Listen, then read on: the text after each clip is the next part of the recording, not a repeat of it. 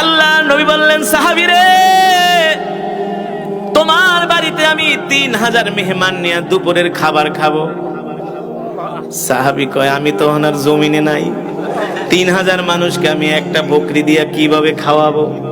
1 KG আটার রুটি আমি কিভাবে খাওয়াবো? ঠিক কিনা বলেন? বলতে পারেন, হুজুর বিশ্বাস করি না, কিভাবে এমনটা হয়? আমার নবী হলেন বরকতের নবী। আল্লাহু আকবার। যেই শামের জন্য আল্লাহর নবী দোয়া করেছেন, যেই বিলাদুস শাম, যেই সিরিয়ার জন্য আল্লাহর নবী দোয়া করেছেন, নবীর বয়স মাত্র 12 বছর। কয় বছর? সেই 12 বছর বয়সে তার চাচা আবু তালেব তাকে নিয়ে মদিনা মক্কা থেকে সিরিয়ায় দামেস্কে ব্যবসা করার জন্য গিয়েছিলেন।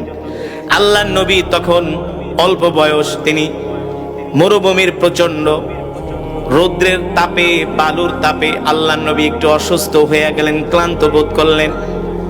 চাচা আবু তালেব বললেন, ভাতিজা তুমি ক্লান্ত হয়ে গেছো, আমি তোমাকে কোথায় বিশ্রাম দিব?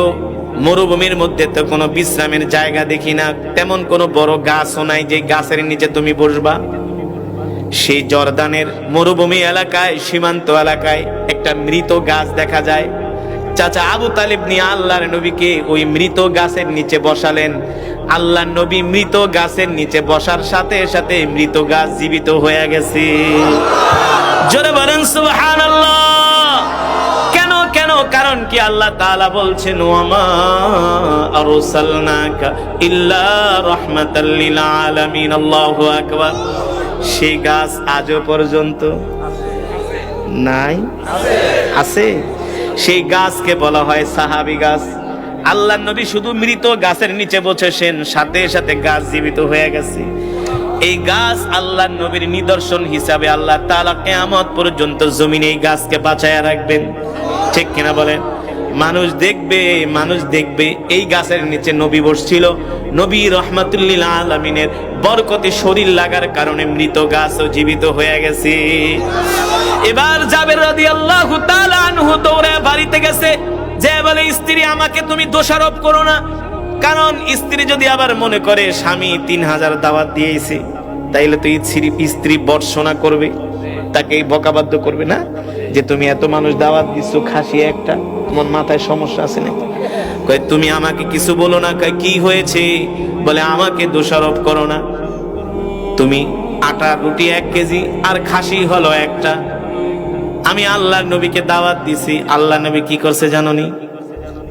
যুদ্ধের ময়দানে যত মুজাহিদ ছিল, আল্লাহর নবী সবাইকে দাওয়াত দিয়ে দিছে। বলেন সুবহানাল্লাহ।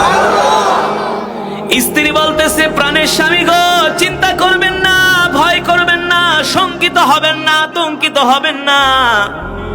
যদি আল্লাহর নবী তার বরকতি জবান দিয়া দাওয়াত দিয়া থাকে, আমার বিশ্বাস আসমানের মালিক তার হাবিবকে লজ্জিত করবে না। এবার যোহরের নামাজ পড়ে আল্লাহ নবী 3000 সাহাবী সহ জাবের রাদিয়াল্লাহু তাআলা আনহুর বাড়িতে দাওয়াত খেতে যাচ্ছেন। আশেপাশের ইহুদি আছে না, ইহুদি হারামজাদা আছে না, এগুলা আগের থেকেও শয়তানি, এখনো শয়তানি বন্ধ হয় নাই, তবে হবে। চূড়ান্ত মায়ের ওদের কপালে আসতেছি। আমরাও জিহাদের জন্য প্রস্তুত হচ্ছি না, প্রস্তুত। ঠিক কিনা বলেন? এই ইহুদিরা, খ্রিস্টানরা, কাফের মুশরিকরা বলে, যাবের মাথা নষ্ট হয়ে গেছে, নিজে খাইতে পাও না, 3000 মানুষ কিভাবে খাওয়াইবা? দেখি তোমার নবীর কেমন পাওয়ার। আসলে ইহুদিরা জানে না আমার নবী সাল্লাল্লাহু আলাইহি ওয়াসাল্লামের ইজ্জত মানে আল্লাহর ইজ্জত। ঠিক কিনা বলে? কারণ আমার নবী হলেন আল্লাহর বন্ধু। ঠিক কিনা বলে? আল্লাহ তাআলা বলে, হাবিব গো, এই দুনিয়াতে যত নবী পাঠাইছি সবাই আমার সাথে বন্ধুত্ব করছে। হাবিবুল্লাহ, খলিলুল্লাহ। ঠিক কিনা বলেন? ঈসা রূহুল্লাহ, আদম সফিউল্লাহ, মূসা কালিমুল্লাহ। আল্লাহু আকবার। এই দুনিয়াতে আমি যত পয়গম্বর পাঠাইছি সবাই আমার সাথে এসে দোস্তি করছি, কিন্তু আমি আল্লাহ আগ বাড়ায়া আপনার সাথে বন্ধুত্ব করেছি।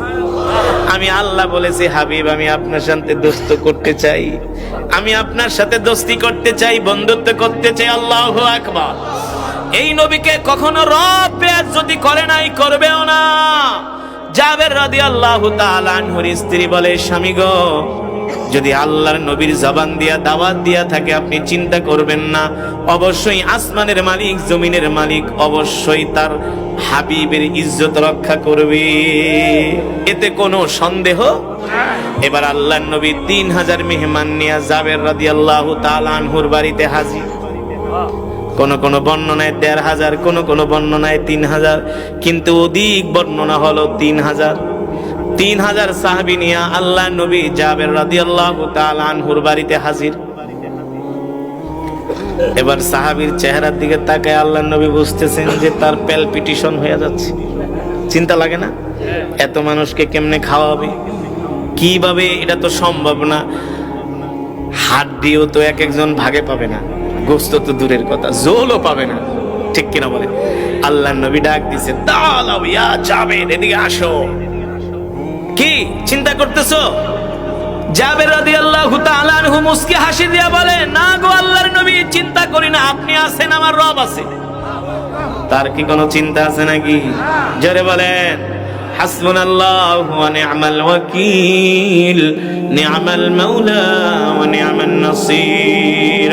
আসমানের মালিক জমিনের মালিক আরশের মালিক ডাক দিয়া বলেন যে আমার উপর ভরসা করে, আমার উপর ভরসা করে, আমি আল্লাহ তার জন্য যথেষ্ট হয়ে যাই। আল্লাহর নবী রাহমাতুল লিল আলামিন ডাক দিয়ে বলে, জাবের এদিকে আসো, চিন্তা করো না, টেনশন করো না। তুমি ভাবতেছো এত মানুষকে তুমি কিভাবে খাওয়াইবা? খাওয়াবা তুমি না, খাওয়াবেন কি? আল্লাহ। জোরে বলেন, যাও গোস্তের পাত্রটা নিয়ে আসো, রুটির পাত্রটা নিয়ে আসো। এবার জাবের রাদিয়াল্লাহু তাআলা আনহু আল্লাহর নবীর সামনে গোস্তের পাত্র আর রুটির পাত্র হাজির করলেন। আল্লাহর নবী বিসমিল্লাহ বইলা পাত্রের উপরে হাত দিলেন। হাত দিয়া বলল, যাও তুমি তোমার স্ত্রীকে বলবা যারা এই গোস্তগুলো বেড়ে দিবে, রুটিগুলো বেড়ে দিবে, তারা যাতে ঢাকনা না উঠায়। পুরোপুরি ঢাকনা উঠাবে না, অর্ধেক উঠাবে, আর শুধু বাড়তে থাকবে। জোরে কোন আল্লাহু আকবার, আরে জোরে বলি আল্লাহু আকবার। এইভাবে করে অর্ধেক ঢাকনা উঠায়, আর গোস্ত বাড়তেছে, রুটি বাড়তেছে, খাচ্ছে খাচ্ছে জোহর থেকে আসর পর্যন্ত।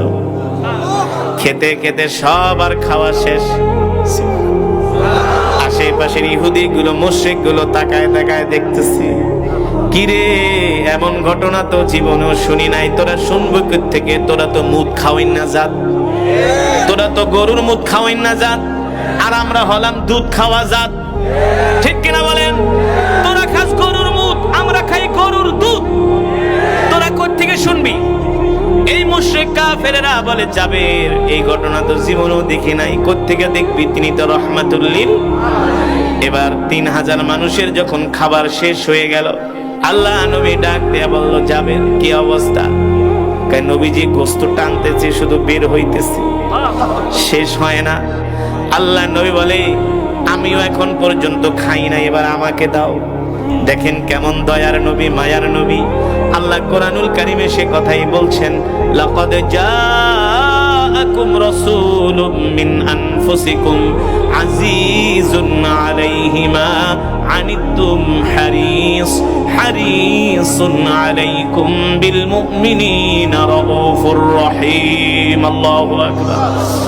ফাইন তাওয়াল্লাউ ফাকুল হাসবিয়াল্লাহু লা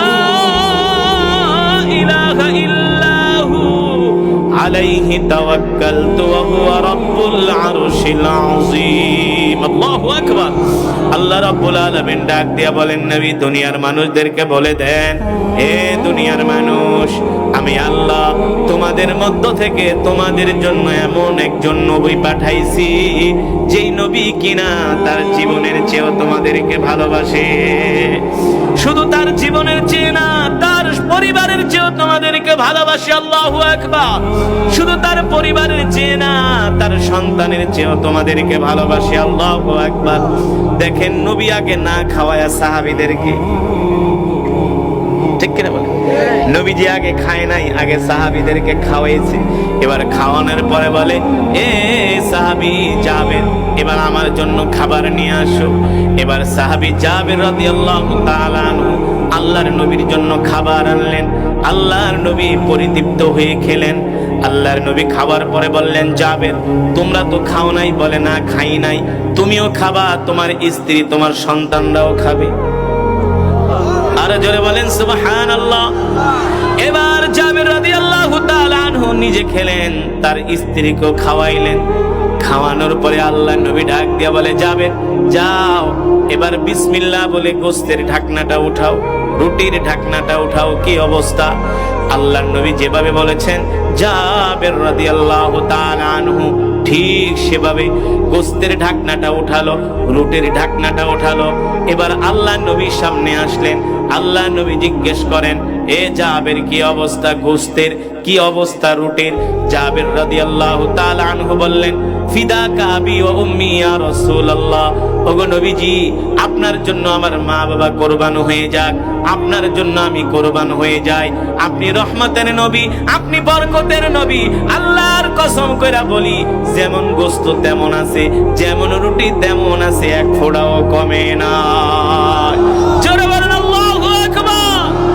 সেই নবীর উম্মত আমরা খুশি নাকি বেজার? আর জোরে বলি আল্লাহু আকবার। ও মুসলমান, আমরা এমন এক নবীর উম্মত, আমরা আল্লাহ ছাড়া কাউকে ভয় পাই না, ঠিক কিনা বলেন? শুধু এখানেই নবীর বরকত শেষ না রে মুসলমান, এখানেই শেষ না। আল্লাহর নবী যখন মসজিদে নববীতে কোরআনের বয়ান করতেন, আল্লাহর নবী যখন মক্কা থেকে হিজরত করে মদিনায় গেলেন,